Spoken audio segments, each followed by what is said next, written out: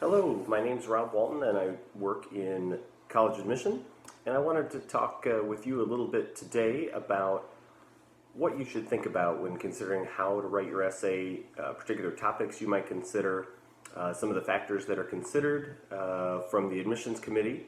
With acceptance rates being lower than they have previously, setting yourself apart does require a well-written application. As well as the essay. That is truly the only place in the application materials where your voice as the student can be heard, and it allows you to distinguish yourself from thousands of other applicants with similar grades, activities, and test scores. So things to consider: your essay should demonstrate your grasp of just grammar, ability to write, have some lucid, structured prose, paint a vivid picture of your personality, your character. Like I said, this is an opportunity for the admissions committee to understand a little bit more about who you are, who the person is behind the activities, the grades, the transcripts. It can be a statement that compels an admissions committee to accept you. That doesn't mean a pleading tone or while we might ask for an essay specific to explain any bumps in the road, most of the time your essay is just, it can be open-ended. Just I would make sure that you are answering the prompt. So if there's a specific question, make sure that you are answering the question. So think about how long it is. I don't have any prescription for that. I've never actually counted words, but sometimes you will be asked to write an essay within 300 words or 500 words. And if there's not a limit, think about, does it completely answer the question? It doesn't need to be a novel, but certainly more than a paragraph or two typically is the right amount of length. If it does specify 500 words, let's say, and you get to 499 and you haven't completed your thought, that doesn't mean just stop where you were. That might mean you need to go back, revise, edit it, review it. Think about the flow. Does the flow of the essay itself, from paragraph to paragraph, sentence to sentence, does that make sense? And is the theme consistent? Are we talking about the same thing in the first paragraph that we are at the end of the essay?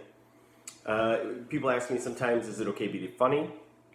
I think if your wit is globally understood and there's no concerns about jargon or misread sarcasm or any sort of maybe local wit that wouldn't be understood by everybody universally.